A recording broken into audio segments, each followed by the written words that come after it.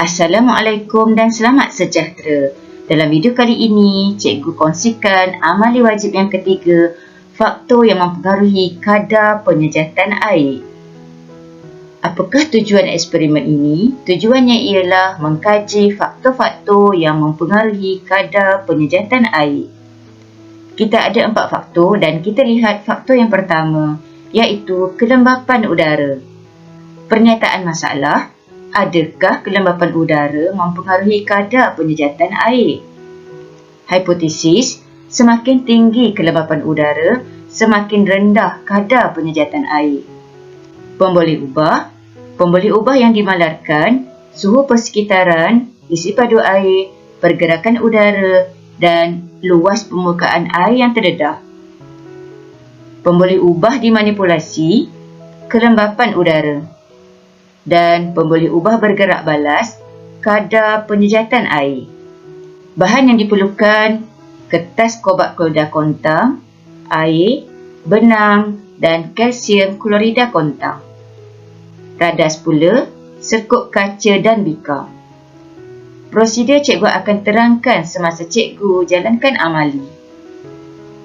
Sekarang kita sediakan 2 serkup kaca, iaitu R yang mengandungi bika berisi air di dalamnya dan S di mana kalsium klorida kontang berada di dalam bika. Kedua-dua kertas kobat klorida kontang dicelupkan ke dalam air sehingga keseluruhan kertas itu lembab. Perhatikan kertas kobat klorida dan rekodkan pemerhatian anda dalam jadual yang sesuai. Selepas 10 minit, kertas kobat klorida DS kering terlebih dahulu dan bertukar menjadi biru. Pelajar boleh lihat kat sini, info sains, kertas kobat klorida diperbuat daripada serbuk kobat klorida, iaitu bahan yang sangat sensitif dengan kehadiran air. Kertas ini berwarna biru muda apabila kering, kemudian menjadi merah jambu apabila basah.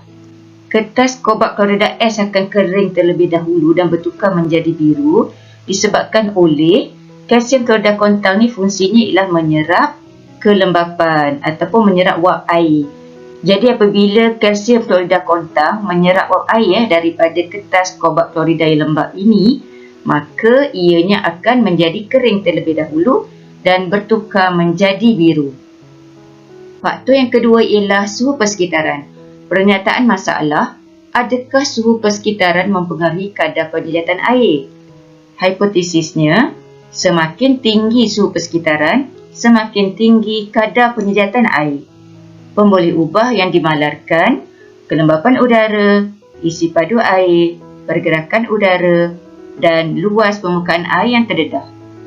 Pemboleh ubah dimanipulasi, suhu persekitaran dan pemboleh ubah bergerak balas, kadar penyejatan air. Bahan yang diperlukan ialah kertas kobat klorida kontang dan air.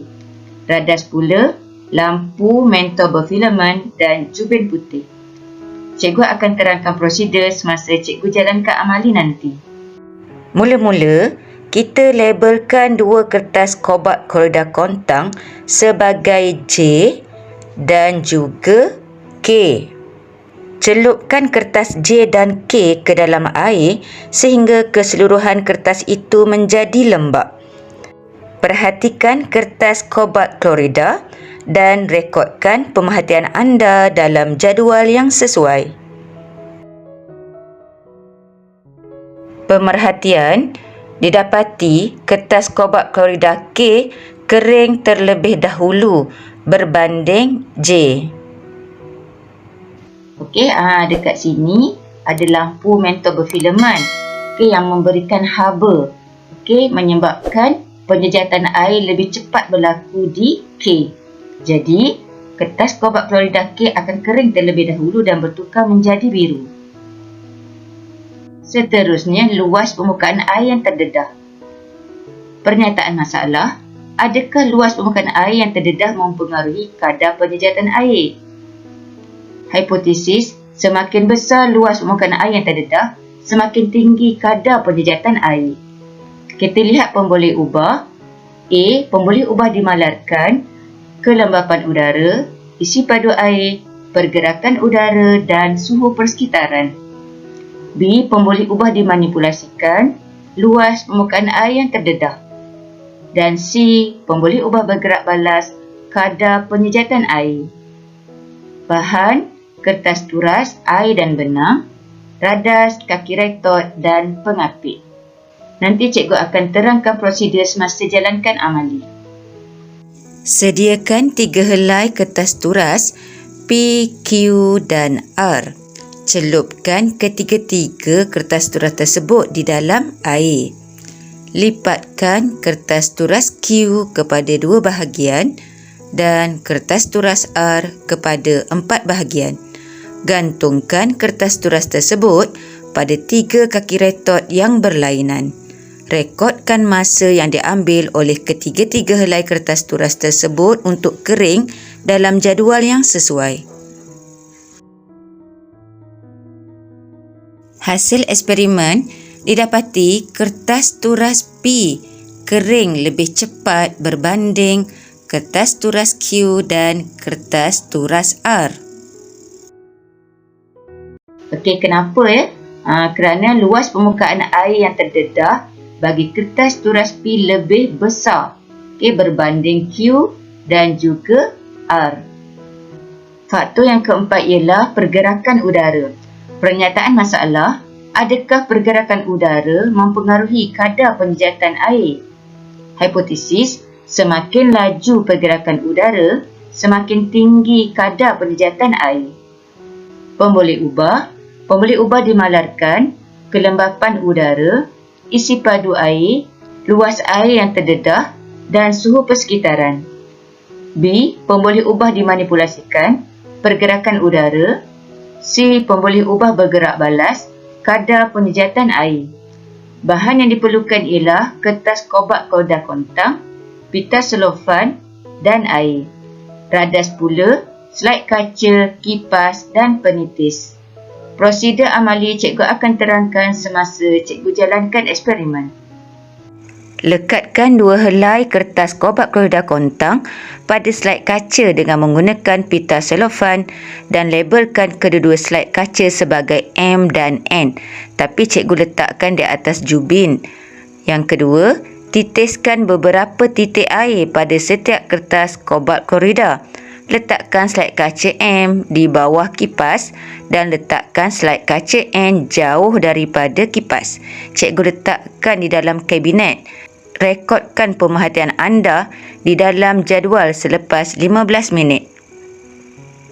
Hasil eksperimen ialah kertas kobak klorida M kering terlebih dahulu dan bertukar menjadi biru. Pergerakan udara akan membawa wap air di dalam udara ke tempat lain. Tiupan angin menyebabkan udara di atas permukaan air menjadi kering dan menggalakkan penyejatan air. Kesimpulan, adakah hipotesis bagi setiap eksperimen yang dijalankan diterima? Berikan alasan anda. Semua hipotesis diterima. Kadar penyejatan air dipengaruhi oleh kelembapan udara, suhu persekitaran, luas permukaan air yang terdedah dan pergerakan udara. Sekarang kita akan jawab beberapa soalan. Soalan yang pertama, nyatakan fungsi air dan kalsium klorida kontang dalam eksperimen A. Jawapannya, fungsi air ialah untuk memberikan kelembapan di dalam serkup kaca. Manakala fungsi kalsium klorida kontang ialah menyerap wap air. Soalan yang kedua, apakah kegunaan lampu berfilamen dalam eksperimen B?